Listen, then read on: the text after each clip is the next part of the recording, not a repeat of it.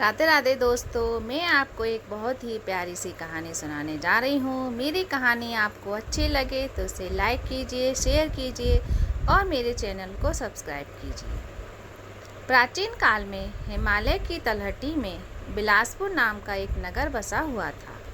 उस नगर का राजा बहुत ही विनयशील था और अब उसकी आयु ढलने लगी थी। उसकी जवान रानियों ने उसकी उपेक्षा करना शुरू कर दी। इससे राजा बहुत चिंतित हुआ। वह अपना यौवन दोबारा प्राप्त करने के लिए प्रयास करने लगा।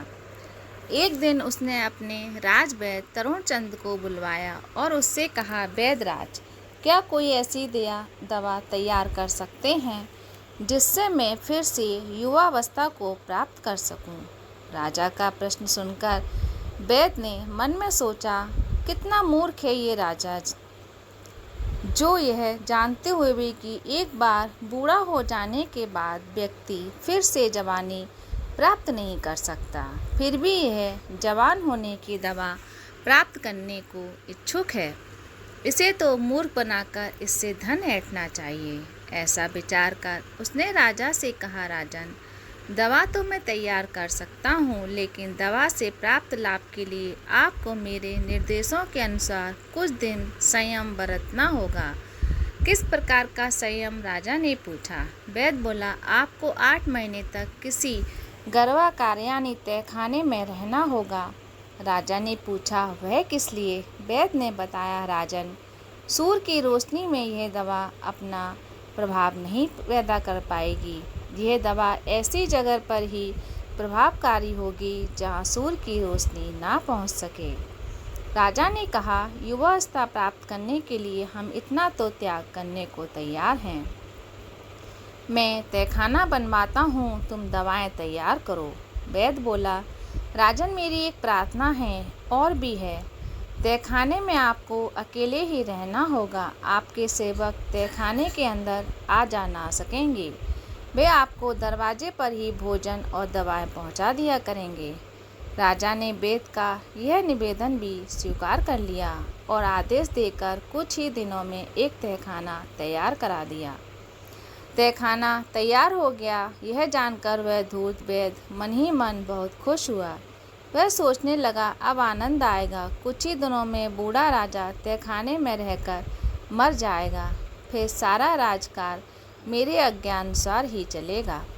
निश्चित समय पर उस वैद्य ने राजा को तहखाने में भेज दिया और उसका उपचार करने का ढोंग करने लगा। उसने राजा से कहा, राजन, अब कुछ ही दिन बाद आपके स्वास्थ्य पर प्रभाव पड़ना प्रारंभ हो जाएगा। आपकी ढीली झुर्रियों से भरी त्वचा फिर से तनने लगेगी। आपका शरीर हष्ट पुष्ट हो जाएगा। आप इतना शानदार शरीर प्राप्त कर लेंगे कि आपकी रानियां भी आपको एकाएक पहचान नहीं पाएंगी। यह सुनकर राजा खुश हो गया और बोला, हम यही तो चाहते हैं वैद्यराज। यदि मुझे फिर से जवानी प्राप्त हो गई तो मैं तुम्हें माला माल कर दूंगा। दूत वैद्य राजा को जवान बनाने का ढोंग करता रहा। दूसरी ओर वह गुपचुप एक षड्यंत्र को जन्म देने लगा। उसने कुछ ही दिनों में अपने कुछ विश्वास व्यक्तियों के द्वारा जंगल से तहखाने तक एक गुप्त सुरंग खुदवा दी। उसके बाद वह किसी ऐसे व्यक्ति की तलाश में लगा जो राजा की शक्ल से मिलता जुलता लेकिन जवान पुरुष हो। देवयोग से कुछ ही दिन बाद नदी के तट पर स्नान करता हुआ एक ऐसा व्यक्ति उसे दिखाई दे गया जिसकी शक्ल सूरत बूढ़े राजा से काफ़ी हद तक मिलती थी। वैद्य उस व्यक्ति के पास पहुंचा और उसने पूछा, नौजवान, लगता है इस नगर में पहली बार आए हो। कहाँ के रहने वाले हो तुम? उस युवक ने उत्तर दिया, आपने ठीक पहचाना श्रीमान, मैं इस नगर में पहली बार ही आया हूँ। आप ये सब मुझसे क्यों पूछ रहे हैं? वैद्य ने अपने स्वर को यथासंभव मृदु बनाते हुए उस नौजवान से कहा, तुम मुझे अपना मित्र ही समझो। अगर तुम मेरे कहने के अनुसार काम करने के लिए तैयार हो जाओ तो मैं तुम्हें इस नगर का राजा भी बना सकता हूँ। युवक ने आश्चर्य से पूछा, राजा, आप तो बड़े आश्चर्य की बात बता रहे हैं श्रीमान। आपका नाम क्या है? वैद्य ने कहा, मुझे वैद्य तरुण चंद्र कहते हैं। राजा का मेरा बहुत प्रभाव है। वह युवक बोला, ओह, ये तो बड़ी खुशी की बात है कि आप इतने प्रभावशाली व्यक्ति हैं।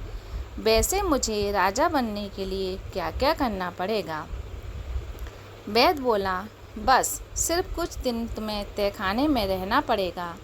फिर जब तुम तहखाने से बाहर आओगे तो राज सिंहासन पर बैठने के हकदार बन जाओगे। युवक ने कहा, मुझे आपका ये प्रस्ताव स्वीकार है। अब मुझे ये भी बता दीजिए कि मुझे कितने दिन तक प्रतीक्षा करनी पड़ेगी। मेरा मतलब है कि मुझे कितने दिन तक तहखाने में रहना पड़ेगा। वैद्य ने कहा, ज़्यादा दिन नहीं रहना पड़ेगा, ज़्यादा से ज़्यादा 4 दिन, जब तक मैं अपनी योजना को क्रियान्वित कर लूँगा। ठीक है, मैं नदी किनारे एक धर्मशाला में ठहरा हुआ हूँ। जब भी आप मुझसे मिलना चाहें वहाँ चले आना। यह कहकर वह युवक अपने ठहरने के स्थान पर चला गया। वैद्य और भी तत्परता से अपनी योजना में व्यस्त हो गया। एक रात उसने बूढ़े राजा को दवा में जहर मिलाकर दे दिया, जिसके कारण उसकी मृत्यु हो गई। वैद्य ने उसकी लाश कंधे पर लादी और सुरंग के रास्ते बाहर ले जाकर एक कुएं में फेंक दी। उसी रात वह धूर्त वैद्य धर्मशाला से सुरंग के रास्ते से उस युवक को तहखाने में ले आया और युवक से बोला, तुम्हें यहाँ कुछ दिन का कष्ट सहना पड़ेगा। जैसे ही तुम्हारी दाढ़ी मूछें बढ़ जाएंगी, मैं तुम्हें इस तहखाने से निकालकर राजभवन में ले चलूँगा। तुम ऐसे जाहिर करना जैसे कि बुढ़ापे से छुटकारा पाकर नए नए जवान हुए हो।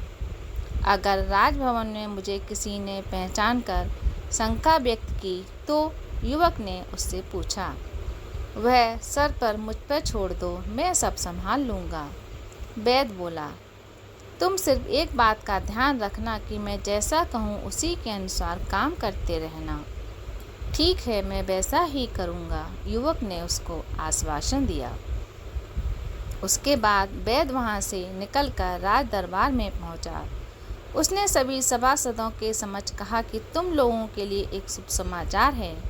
मेरी दवाओं से महाराज अवधि से पहले ही युवा हो गए हैं। कल वह महल में पधारेंगे। आप लोग उनके स्वागत के लिए तैयार रहना।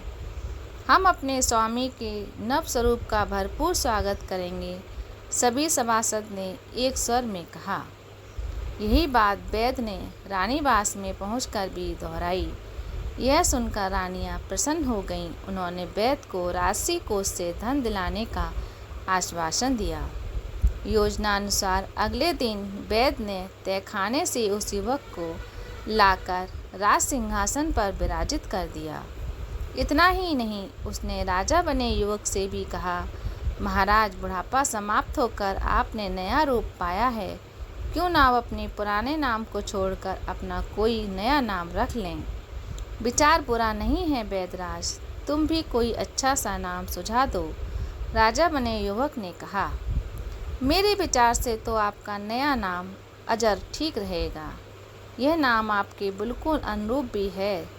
वैद्य ने नाम सुझाया। वहाँ उपस्थित सभी सभासदों को राजा का नया नाम पसंद आया और उन्होंने महाराज अजर की जय हो, महाराज अजर की जिंदाबाद के नारे से आकाश गूंजने लगा।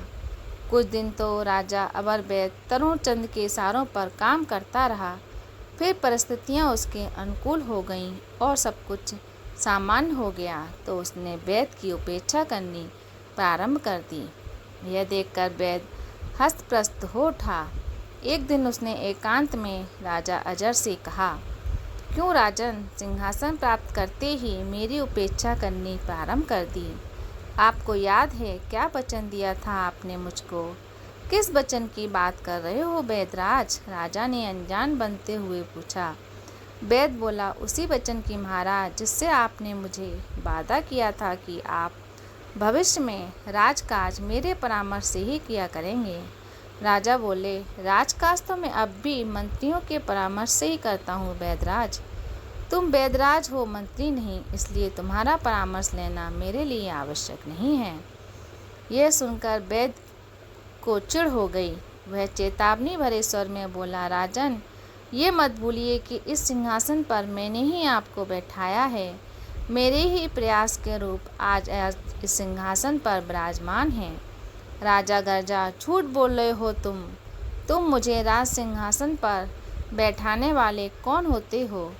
यह सिंहासन मैंने अपने पूर्व जन्मों के तप और त्याग स्वरूप प्राप्त किया है। वैद्य ने उससे प्रतिवाद किया, क्या प्रमाण है इस बात का कि यह सिंहासन आपको अपने पूर्व जन्मों के तप और त्याग के फलस्वरूप प्राप्त हुआ है? राजा ने कहा, समय आने दो, मैं तुम्हें इसका प्रमाण भी दूंगा। राजा की बात सुनकर वैद्य तरुणचंद संतुष्ट भाव से वहां से चल दिया। वह मन ही मन राजा को कोसने लगा। धोखेबाज है वो, मेरे पूर्व जन्म के तप स्वरूप ये सिंहासन मुझे मिला है। समय आने दो, मैं देख लूँगा कि तेरे तप और त्याग को भी। समय गुजरता रहा। एक दिन राजा नौका विहार के लिए अपने मंत्रियों एवं तरुणचंद वैद्य के साथ नदी किनारे पहुंचा। वहां उसने नदी के जल में बहते 5 कमल पुष्प देखे। उसने आदेश देकर वह 5 फूल नदी में से निकलवाए और फिर गौर से उन्हें देखता हुआ बोला, आश्चर्य है, ये फूल तो बिल्कुल सोने के लगते हैं। जीवन में मैंने कभी इतने अद्भुत कमल के फूल नहीं देखे। मंत्री ने भी राजा की बात से सहमत होते हुए कहा, हाँ राजन, ऐसे फूल तो हमने भी पहली बार देखे हैं। देखिए तो इनमें कैसी सुंदर पीली किरणें निकल रही हैं। इन्हें तो आप अपने सरोवर में लगा लीजिए। राजा ने वैद्य तरुणचंद की ओर देखा और उससे कहा, वैद्यराज, आप तो वनस्पति विज्ञान की गहरी दिलचस्पी रखते हैं। बहुत सी जड़ी बूटियों को आप देखते ही और पहचान लेते हैं। हमें ही आपके कारण नवयौवन मिला है। आप नदी के उद्गम स्थल पर जाकर उस स्थान का पता लगाइए जहाँ से ये फूल नदी में बहकर आए हैं, और यदि हो सके तो इनके कुछ बीज भी ले आइए। मैं इन्हें अपने सरोवर में लगाना चाहता हूँ। कोई और अफसर होता तो वैद्य तरुणचंद जाने से इनकार कर देता, किंतु इतने मंत्रियों की उपस्थिति में वह इनकार नहीं कर सका। इनकार करता तो उसकी योग्यता पर प्रश्न चिन्ह लग जाता। सब यही सोचते कि इस वैद्य को वनस्पति शास्त्र का कोई ज्ञान नहीं है, वह तो यूं ही डींगे हाँकता रहता है। जग हंसाई के भय से वह जाने के लिए तैयार हो गया। नदी के बहाव की विपरीत दिशा में चलता हुआ वैद्य नदी के उद्गम स्थल निकास पर पहुंचा। वहां उसने एक बहुत पुराना ऐसा शिव मंदिर देखा जो खंडर में बदल गया था। उस मंदिर का अधिकांश हिस्सा ध्वस्त हो चुका था। सिर्फ वही कक्ष कुछ अच्छी हालत में शेष बचा था, जिसमें भगवान शिव की मूर्ति शिवलिंग के रूप में स्थापित थी। वैद्य ने भगवान शिव को नमन किया और कक्ष के बाहर निकलकर मंदिर के प्रांगण में पहुंचकर इधर उधर निगाहें दौड़ाने लगे। तभी उसकी निगाह एक बरगद के वृक्ष पर केंद्रित हो गई।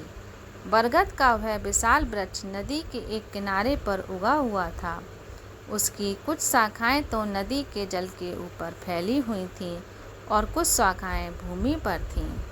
तभी उसकी नज़र वृक्ष की शाखा पर लटके नरकंकाल पर जाकर अटक गई। नरकंकाल बरगद की एक मोटी सी शाखा पर उल्टा लटका हुआ था।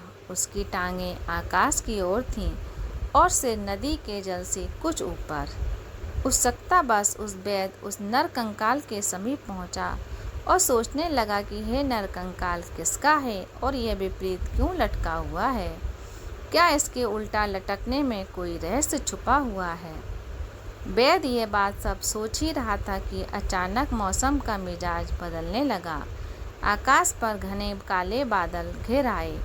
वायु का प्रभाव तेज हो गया। देखते ही देखते तेज आंधी के साथ घनघोर वर्षा प्रारंभ हो गई। वर्षा में भीगने से बचने के लिए वैद्य बरगद के मोटे तने से सटकर खड़ा हो गया। अकस्मात भटकती हुई उसकी नज़रें फिर उस नरकंकाल पर जा टिकीं। वर्षा की बूंदें उस नरकंकाल को भिगो रही थीं और जब उस कंकाल का स्पर्श कर वर्षा का जल नीचे नदी में गिरता तो उससे स्वर्ण कमल पैदा हो जाते थे। यह देखकर वैद्य तरुणचंद आश्चर्य से भर उठा। वर्षा जब थमी तो वह बरगद की शाखा पर चढ़ गया और हाथ बढ़ाकर नरकंकाल को उतारने का प्रयास करने लगा।